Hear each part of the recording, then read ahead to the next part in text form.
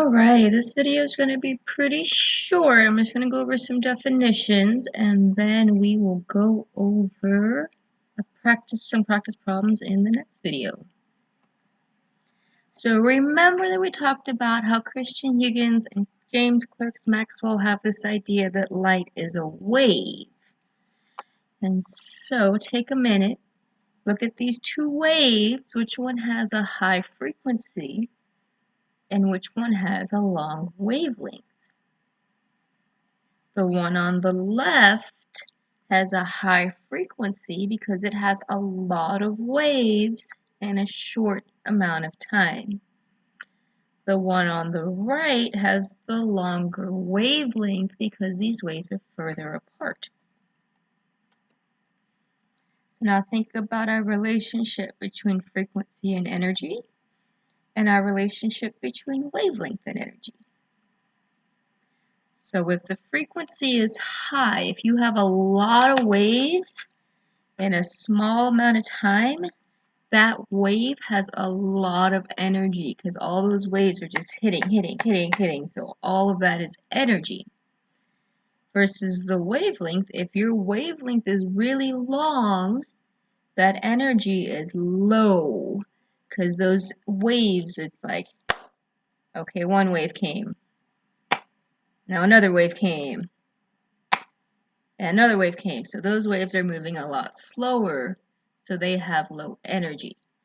So if the frequency is high, the energy is high. If the wavelength is high, the energy is low.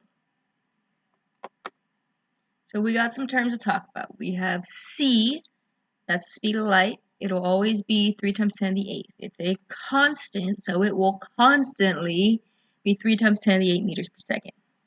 If you see an F, F is for frequency. It's also measured in hertz for Hz. You see this funny looking thing right here? This is called lambda. So if you hear me say the word lambda, I'm talking about wavelength. And we measure that in meters. We can find energy. We find that with joules.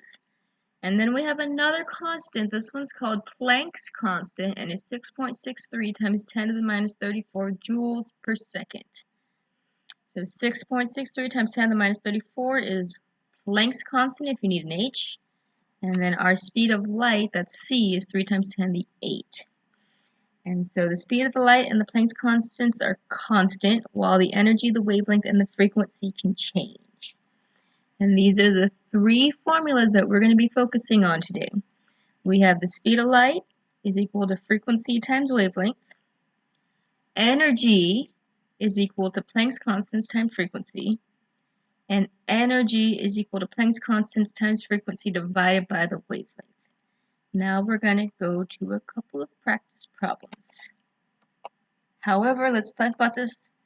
Shalabuff says nothing is impossible unless you're trying to change the volumes of universal constants, because those never, ever change. And so just a little background on Planck. He went and he found out that energy is released from solids if you blast them with light. He came up with 6.63 times 10 to the minus 34 amount of energy that's released per particle of light. And so that's why we have to use this number when we're dealing with light. So go ahead and go to the next video and we'll do some examples.